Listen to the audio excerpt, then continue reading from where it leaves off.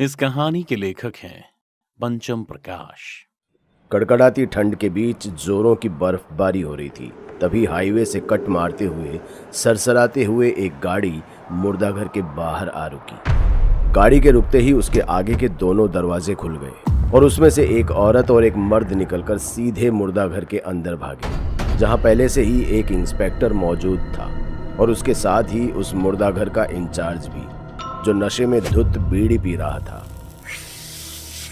तुम्हारा ही लड़का मरा है क्या? इधर आओ, लाश दिखाता हूँ। ए, पागल हो गया क्या? कैसी बात कर रहा तू? बच्चा मरा है उनका। साहब, यहाँ रोज किसी न किसी का कोई मरता रहता है, इसका ख्याल करूँ। चर्बी चढ़ गई तुझे। चल साइड हट। माफ कीजिएगा, इधर आइए। इंस्पेक्टर माफी मांगते हुए उन्हें सफेद चादर से ढकी एक लाश के पास ले जाता है।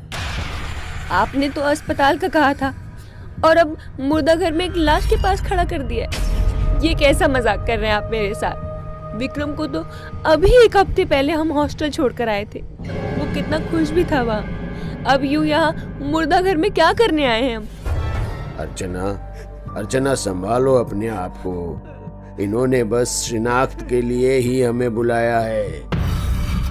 उमेश अर्चना को समझा ही रहा था कि इतने में पुलिस ने लाश के मुंह से चादर हटा दी, जिसे देखते ही अर्चना अपने बेटे विक्रम का नाम लेकर चीखते हुए रोने लगी। जवान बेटे को यूं लाश बना देखकर उमेश भी खुद को रोक नहीं पाया और फूट फूट कर रोने लगा। फिर न जाने क्यों उमेश को क्या सूझा, वो सीधा उठा और इंस्पेक्टर के गिरेबान को पकड़ते हुए दीवार में सटा दिया। बता क्या हुआ मेरे बेटे के साथ? बोल, वरना मैं खड़े खड़े तेरी वर्दी उतरवा दूंगा। उमेश के यूं बदतमीजी पर उतर आने के बाद अब तक जो इंस्पेक्टर कबीर शांत था, वो एकदम से भड़क उठा। फिर उसने उमेश के हाथों को झटकते हुए कहा, होश में रहकर जुबान खोलिए उमेश सक्सेना। मैं आपके टुकड़ों पर पलने वाला कुत्ता नहीं हूँ जो आपकी इन धमकियों से डर जाऊंगा। अगर अभी आपने अपना बेटा नहीं खोया होता ना, तो फिर मैं दिखाता कि खड़े खड़े और भी क्या किया जा सकता है। खैर, आपके बेटे की लाश विक्टोरिया हॉस्टल के पीछे बरामद हुई है। मेरा बेटा पढ़ने गया था वहाँ और अब लाश बनकर लौटा है। आखिर ऐसा क्या होता है वहाँ? मौत का तांडव होता है वहाँ। ये कोई पहली लाश नहीं जो वहाँ से आई है। पहले भी कई मौतें हो चुकी है वहाँ पर गुत्थी कोई नहीं सुलझा पाया। जिसने भी कोशिश की, मौत ही पाई। ये बंद कर अपना गटर। सक्सेना सर, आपसे वादा रहा, ये गुत्थी मैं ही सुलझाऊंगा और उन्हें कटघरे तक पहुंचाकर ही दम लूंगा, फिर चाहे उसके लिए कुछ भी हो। जवान हो, जोश है, कर लो कोशिश। बाकी समझदार तो दूर ही रहते हैं वहां से। इतना कहता हुआ मुर्दाघर का वो इंचार्ज बाहर चला गया और जाते जाते कबीर को ये चुनौती भी दे गया कि वो क्या, कोई भी इस केस को नहीं सुलझा सकता, क्योंकि इसके पीछे बहुत कुछ रहस्यमयी है। लेकिन कबीर भी अब ये ठान लेता है कि वो सच का पता लगाकर ही रहेगा। इसलिए वो अगले ही दिन विक्टोरिया हॉस्टल में एक कॉलेज स्टूडेंट बनकर पहुंच गया। लेकिन हॉस्टल पहुंचते ही उसे बड़ा अजीब लगता है और वो सोचने लगता है कि एक पहाड़ी के अंत में यूं खाई के पास भला हॉस्टल कौन बनाता है, और भला ऐसी जगह पर कोई अपने बच्चे को कैसे छोड़ सकता है, वो भी सक्सेना जैसे लोग। हॉस्टल को देखते ही ये वीरान जगह लगती थी। कबीर हॉस्टल में जा ही रहा होता है कि तभी एक चौकीदार उसे रोकता है। कहाँ चले बाबू? हॉस्टल में एडमिशन लेना है। एडमिशन लेना है तो रात में आइए, दिन में यहाँ कोई काम नहीं होता है। क्या? दिन में कोई काम नहीं होता? क्यों? अरे नहीं होता है मतलब नहीं होता है।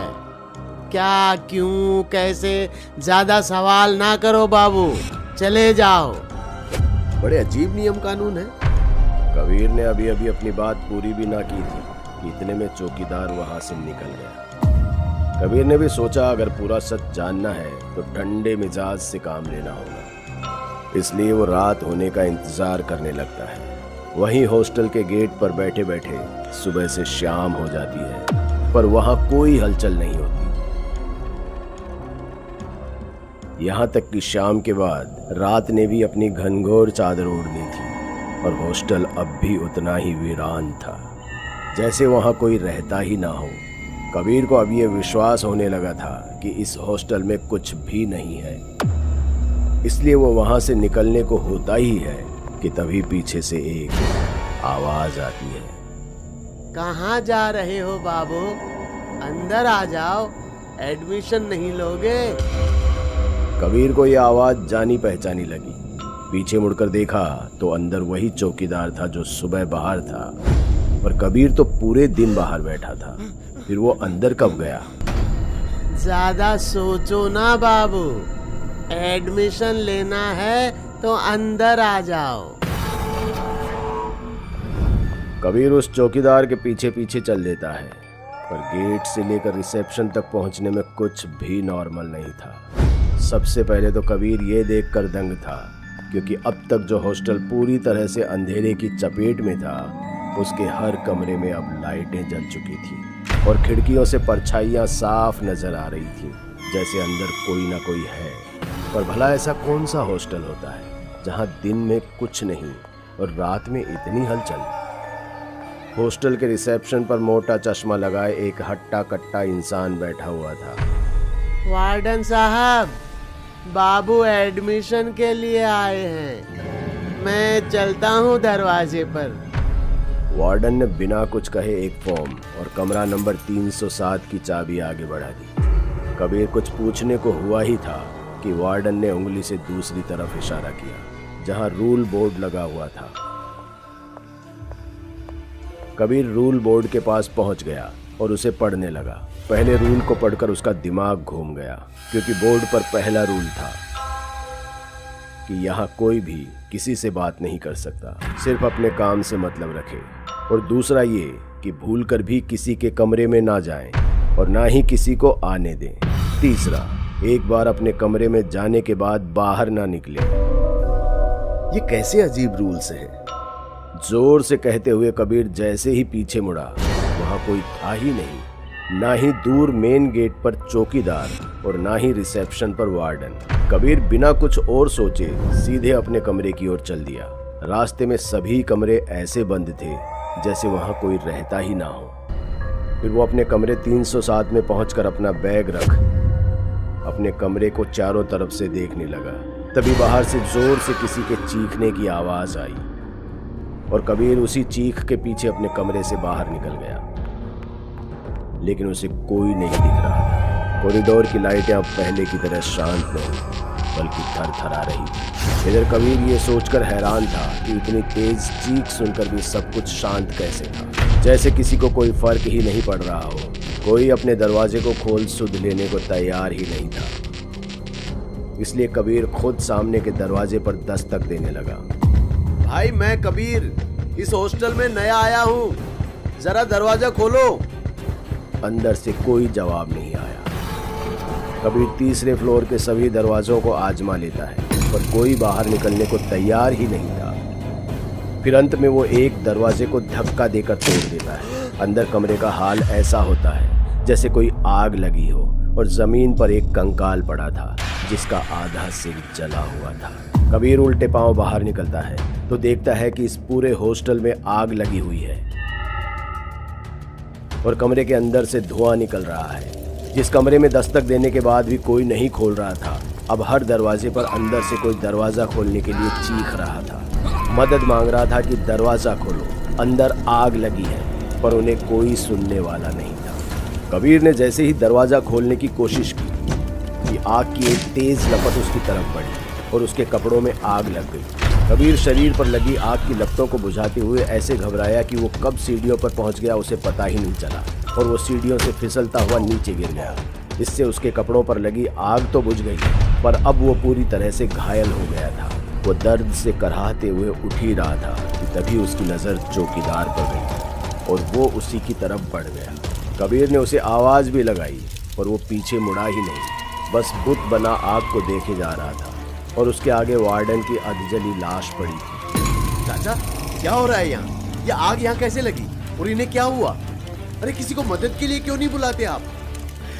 मदद के लिए बहुत देर हो गया है बाबू। अब तो ये आग रोज सीने में चुभन बनकर जलती है। इतना कहते ही वो चौकीदार पीछे मुड़ा और कबीर के होश उड़ गए, क्योंकि वो भी बुरी तरह जला हुआ था। अरे ये क्या हुआ आपको? चलिए यहाँ से निकलते हैं और हॉस्पिटल चलते हैं। बाबू, मुर्दों को डॉक्टर की जरूरत नहीं होती।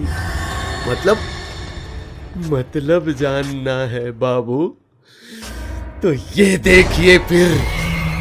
इतना कहते ही चौकीदार कबीर को गिरेबान से पकड़कर उसे कॉरिडोर के सबसे आखिरी दीवार पर सटा देता है और फिर हर रूम से लाशें किसी ज़ॉम्बी की तरह बाहर निकलने लगी और धीरे धीरे कबीर की तरफ बढ़ने लगी। पर कबीर दीवार में ऐसे चिपक गया था कि हिल भी नहीं पा रहा था। क्यों कर रहे हो तुम मेरे साथ ऐसा? क्या बिगाड़ा मैंने तुम लोगों का? अरे तुमने तो उस बच्चे को भी नहीं छोड़ा जिसे तुमने कल मारा था। क्यों छोड़ता बाबू है? क्यों छोड़ता बताइए? हम लोगों को जिंदा चलाकर मारने वाला भी एक बच्चा ही है। बात दरअसल करीब 4 साल पहले की है, जब इस इलाके में सिर्फ एक ही हॉस्टल था, विक्टोरिया हॉस्टल। काफी नाम था इस हॉस्टल का, जिसे देखते हुए बिल्डर ने भी अपने यहाँ नया हॉस्टल खोला और उसका नाम भी विक्टोरिया हॉस्टल रख लिया। और जब पुराने विक्टोरिया हॉस्टल वालों ने इसका विरोध किया तो उन्होंने कहा, ठीक है, कल से आपको सिर्फ एक ही विक्टोरिया हॉस्टल देखने को मिलेगा। उसकी इस बात को सुनकर विक्टोरिया हॉस्टल वाले निश्चिंत हो गए। उन्होंने सोचा कि वो हॉस्टल का नाम बदलकर कुछ और रख लेंगे। क्या रखेंगे ये अगली सुबह पता चल ही जाएगा। लेकिन उस सुबह से पहले एक रात आई और उसी रात विक्टोरिया हॉस्टल में एक नया लड़का एडमिशन लेने आया। वार्डन ने उसे कमरा नंबर 307 दे दिया, इस बात से अनजान कि ये लड़का नए हॉस्टल वालों ने भेजा, जिसने आधी रात में पहले पूरे हॉस्टल के कमरों को बाहर से बंद कर दिया और फिर आग लगा दी, जिसे अकेले वार्डन और चौकीदार भी नहीं रोक पाए और सब उस आग में झुलस कर मर गए। अब उन्हें क्या पता था कि कल से सिर्फ एक विक्टोरिया हॉस्टल दिखने का ये मतलब था। तब से लेकर आज तक जो भी रात को विक्टोरिया हॉस्टल की तलाश में निकला, उन्हें यही विक्टोरिया हॉस्टल मिला और बदले में मिली उन्हें मौत, केवल मौत। क्योंकि विक्टोरिया हॉस्टल में लोगों को मारने वाला तो बच निकला, इसलिए अब जो भी रात को यहाँ आता है वही विक्टोरिया हॉस्टल में मरे सभी लोगों की नज़रों में उनका हत्यारा बन जाता है। ऐसे में इंस्पेक्टर कबीर के साथ क्या हुआ होगा ये बताने की ज़रूरत तो नहीं है ना? दोस्तों, अगर आपको हमारी कहानी अच्छी लगी हो तो लाइक, कमेंट और शेयर जरूर करें। साथ ही रेगुलर अपडेट के लिए चैनल को सब्सक्राइब करें। और अगर आपके पास भी कोई डर से भरी दमदार कहानी है तो भेजिए हमारे मेल एड्रेस पर अभी।